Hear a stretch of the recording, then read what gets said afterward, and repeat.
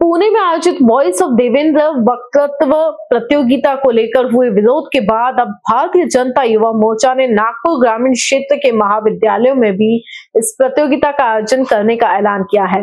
भाजपा युवा मोर्चा नागपुर जिला अध्यक्ष चेतन खड़से ने बताया कि इस प्रतियोगिता का उद्देश्य युवाओं को विकसनशील महाराष्ट्र की अवधारणा से परिचित कराना है।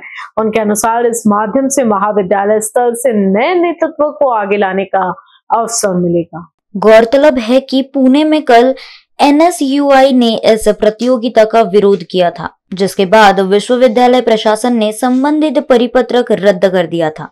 इसके बावजूद भाजपा युवा मोर्चा ने नागपुर में आयोजन जारी रखने का निर्णय लिया है। चेतन खड़से ने स्पष्ट कहा कि यदि कोई राजनीतिक दल इस कार्यक्रम का विरोध करेगा तो उसे जैसा जवाब चाहिए वैसा दिया जाएगा।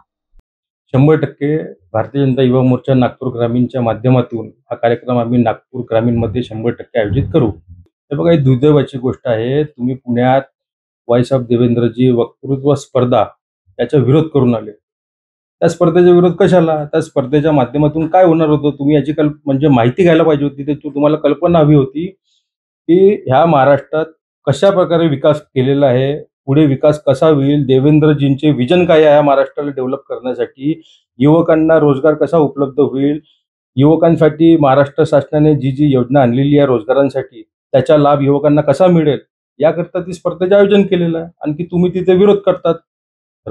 नागपुरात आपण कधी कार्यक्रम आयोजित करणार आहात? 100% येणाऱ्या काळात भारतीय जनता युवा मोर्चा नागपूर ग्रामीणच्या माध्यमातून आम्ही हा कार्यक्रम खूप मोठ्या प्रमाणात घेऊ। हे बघा, ते पुन्हा होतं तिथे तुम्ही विरोध करू शकले, पण हे नागपूर आहे। इथला युवा मोर्चाचा कार्यकर्ता हा मजबूत आहे। असं नाही म्हणणं की तिथलं मजबूत नाही आहे, पण इथे हा कार्यक्रमाला अगर कोणी विरोध करायला जाईल तर 100% त्याच्या भाषेत आम्ही त्याला उत्तर देऊ। कोणी मायका लाल नाही हा कार्यक्रमाचा विरोध करेल